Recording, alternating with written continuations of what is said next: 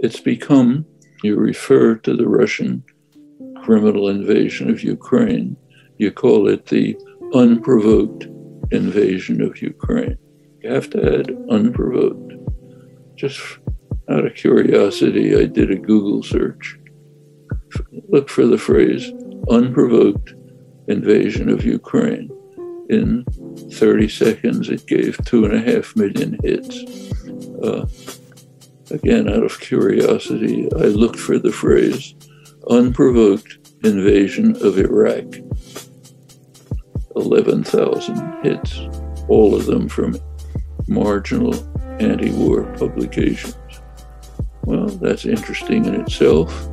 It's even more interesting when you look at the fact. The invasion of Iraq was totally unprovoked. There wasn't a particle of provocation.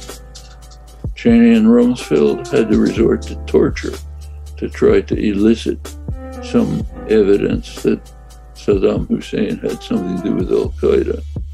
Even the vanishing weapons of mass destruction, if there'd been any reason to believe they existed, would have been no provocation. So it was totally unprovoked. But you can't say that. In contrast, the invasion of Ukraine was provoked. That in this crazy climate, you have to add the truism that that doesn't justify it. But there was plenty of provocation that run through the record. It's recognized by the director of the CIA, former director of the CIA, American ambassadors who've been protesting the provocation for 30 years. Protested right to the last minute. Jens Stoltenberg, General Secretary of NATO, just announced that since 2014, announced with pride, since 2014, NATO, meaning the United States, has been pouring weapons into Ukraine, training Ukrainian officers, running joint military exercises with them since 2014. Okay, that's provocation. Everyone recognizes that Russia has security concerns about Ukraine, obviously. Just think about Operation Barbarossa, if you can't remember anything else, right through Ukraine with Ukrainian participation. The United States government last September published a policy statement. The American press has kept it from the American people, but Russian intelligence can certainly read the White House webpage.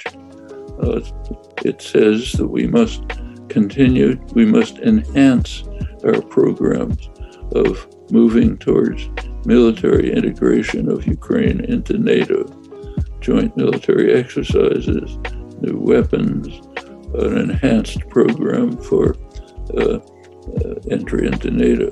Is that a provocation? Yes, it's a provocation. And it continued.